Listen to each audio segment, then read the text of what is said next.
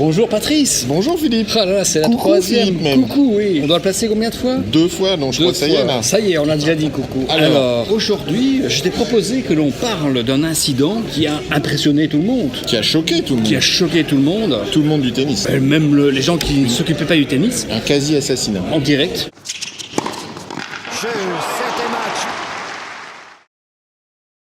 C'est Monica Seles qui est victime en fait d'un malade mental, déséquilibré psychologique. Le gars qui perd les pédales quoi. Et il se fait que c'était un fan de Steffi Graf. Et moi Steffi Graf je l'adorais. Il faut qu'on redise quand même qu'il l'a poignardé. Oui exactement, mais ça j'ai oublié son nom. Tu connais le nom du gars qui l'a poignardé? Non. Et donc il se fait que c'était un fan en tout cas de Steffi Graf, c'était un Allemand. Steffi Graf avait perdu finalement la lutte contre Monica Seles, donc elle avait perdu sa place de numéro 1 mondial à la place de Monica Seles. Et le gars ne le supportait pas d'un point de vue psychologique. Il a décidé de la poignarder lors d'un match de tennis. Et ça nous amène à une question quand même de fond. Jusqu'où doit-on aller pour évincer la concurrence? Est-ce que regarde derrière nous. Voilà, exactement. Par exemple, il y a Socialimap et puis il y a Sociable. Donc là, il doit en rester qu'un. Lequel?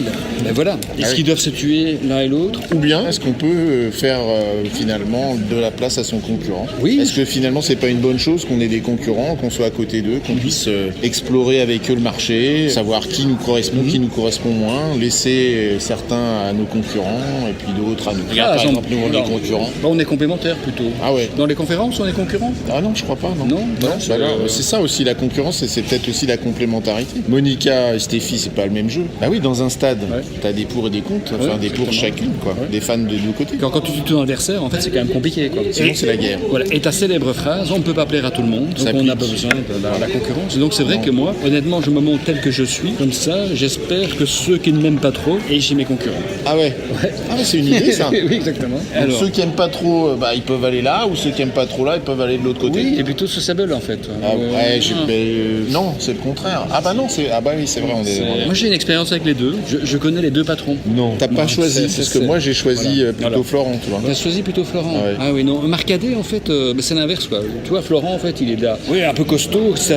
Marcadet est plus gentleman comme ça un peu plus souple. Un peu plus souple. Ouais. Et il se dirait qu'on l'appelle le petit gris parce qu'il est tout gris au niveau des cheveux. En couple on n'avait pas le droit de rire de ça tu vois. Ça, c'est vrai. Pas comme ça. On ne peut pas se moquer des physiques. Non parce que si t'es fan de Renaud ou de Florent est-ce que tu vas aller assassiner l'autre? Non tu vas pas essayer. Je parle aux deux. Parce qu'il y a quand même des gens sur les réseaux qui assassinent leurs concurrents tu vois. Oui c'est. Il faut qu'on dise faut arrêter de faire ça. C'est une mauvaise pratique. Ah oui très mauvaise. En fait on est souvent quand on provoque un bad buzz le bad buzz c'est pour ta pomme quoi. Donc vraiment il vaut mieux ne rien dire. C'est la crème renversée. Ouais. Bon je sais pas si ça a été extrêmement clair. Non. C'est pas grave. Salut Philippe. À bientôt. You can't be serious, man. You cannot be serious!